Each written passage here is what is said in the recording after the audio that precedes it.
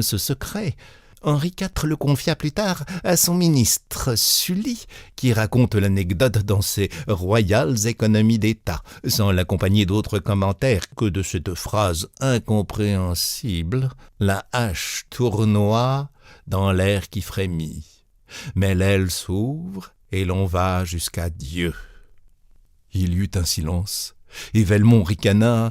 « Ce n'est pas d'une clarté aveuglante, n'est-ce pas ? » Monsieur le curé veut que Sully ait noté par là le mot de l'énigme, sans trahir le secret des scribes auxquels il dictait ses mémoires.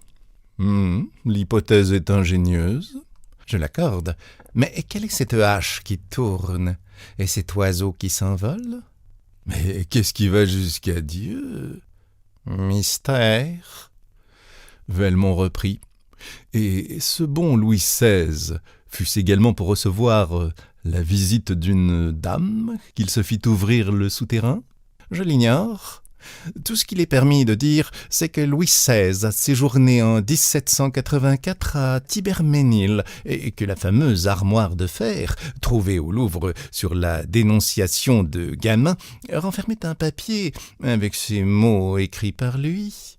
Thibermesnil, 2, 6, 12. Horace Velmont éclata de rire. « Victoire!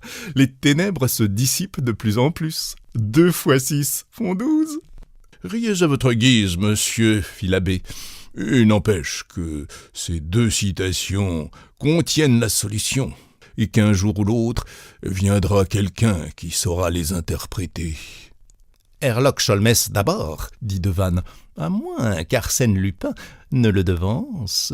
Qu'en pensez-vous, Velmont ?»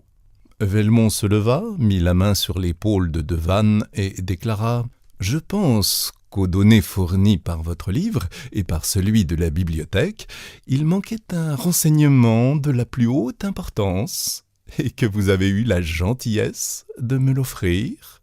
Je vous en remercie. De sorte que maintenant, la hache ayant tournoyé, l'oiseau s'étant enfui, et 2 fois 6 faisant 12, je n'ai plus qu'à me mettre en campagne. Sans perdre une minute, sans perdre une seconde. Ne faut-il pas que cette nuit, c'est-à-dire avant l'arrivée de Herlock Sholmès, je cambriole votre château? Il est de fait que vous n'avez que le temps. Voulez-vous que je vous conduise? Jusqu'à Dieppe. Jusqu'à Dieppe. J'en profiterai pour ramener moi-même monsieur et madame Dandrol et une jeune fille de leurs amis qui arrivent par le train de minuit. Et s'adressant aux officiers, Devanne ajouta « D'ailleurs, nous nous retrouverons tous ici demain à déjeuner, n'est-ce pas, messieurs?